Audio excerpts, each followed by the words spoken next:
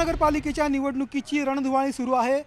मुंबई उपनगरामध्ये ईशान्य मुंबईमध्ये विशेषतः प्रभाग क्रमांक 117ची लढत ही अतिशय महत्त्वाची मानली जाते।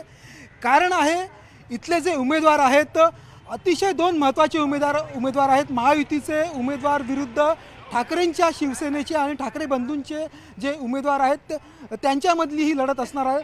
आता आपण पाहतोय माझ्या मागे जे उद्धव बाळासाहेब ठाकरे गटाचे जे अधिकृत उमेदवार आहेत श्वेता पावसकर यांचा प्रचार सुरू आहे। प्रचारादरम्यान आपण त्यांच्याशी बातचीत देखील करूया। नेमक्या इथल्या काय समस्या असतील आणि विविध प्रश्नांची आपण त्यांच्याकडनं जाणून घ्या। प्रभागामध्ये काय माहोल आहे आपण त्यांच्याशी बोलूयात। श्वेताताई काय सांगाल? आपण सर्वात प्रथम मी एक प्रश्न विचारतो फार महत्त्वाचा की आपण नगरसेविका झालात तर?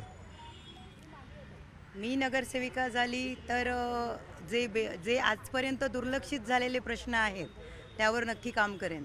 जसे ट्रॅफिक आहे, घनकचरा व्यवस्थापन आहे, शाळा आहे, युवकांना रोजगार आहे, रोजगाराच्या संधीज आहेत, ते ह्या सगळ्या गोष्टींवर मी काम करेन।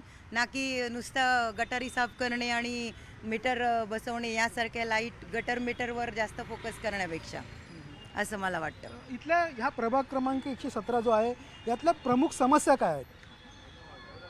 पहिली गोष्ट आहे घनकचरा व्यवस्थापन।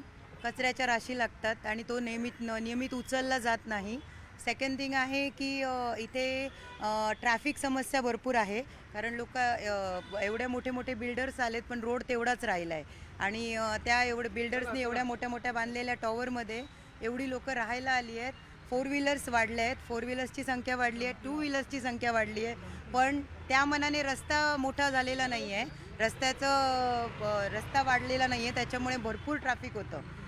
तिसरी गोष्ट आहे डम्पिंग आणि डम्पिंगचा वास, आणि तोही इथला मोठी समस्या आहे। तिसरी गोष्ट आहे शाळा। खाजगी शाळांची फी एवढी वाढलेली आहे की लोकांना दुसरं एक असं हे नाही आहे, दुसरा ऑप्शन नाही आहे त्यांच्याकडे काही। तर या बेसिक समस्या आहेत। इथले रोजगार, इथले तरुण पिढी ज्यांच्यामध्ये वाढत चाललेलं नशेचं प्रमाण, या गोष्टी रोजगार उपलब्ध करून दिला तर ते नाही होणार असं मला वाटतं। श्वेताताई, आपल्यासमोर एक मोठं तगडं आव्हान असणार आहे। त्याचं कारण आहे की जे महायुतीचे उमेदवार आहेत सुवर्णा करंजे या आतापर्यंत 3 वेळा नगरसेवक पद त्यांनी हासिल केलेलं आहे। सोबतच त्यांनी विधानसभेला देखील सुनील राऊत यांना घाम फोडलेला होता। फक्त 16,000 मतांच्या फरकाने तो विजयी झाले होते। त्यामुळे कसं ह्या आव्हानाकडे तुम्ही कसं पाहता आणि हे आव्हान कसं पेलणार आपण? मी आव्हान आहे असं मला वाटत नाही, कारण जेव्हा त्या निवडून आल्या होत्या त्याही शिवसेनेने किंवा उद्धव साहेबांनी, बाळासाहेबांनीच संधी दिली होती त्यांना।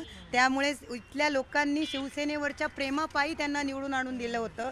आत्ता जेव्हा त्या दुसऱ्या पक्षात गेल्या तेव्हा त्या पडलेल्याच आहेत, दरवेळेला निवडून त्या आलेल्या नाही आहेत। त्यामुळे मी आव्हान वगैरे काही मानत नाही अजिबात त्यांना। तर कुठल्याही स्वरूपाचं आव्हान या श्वेता पावसकर या ज्या ठाकरे सेनेच्या उमेदवार आहेत ह्या मानत नाहीत असं म्हणतायत। मात्र आता 16 जानेवारीलाच कळेल की नेमकं या आव्हानाचं काय होतं, नेमकं कोणता उमेदवार जो आहे तो विजयी होतो। व्हिडिओ जर्नलिस्ट हेमंत सह मी राजेश शिंदे, न्यूज 18 लोकमत, मुंबई।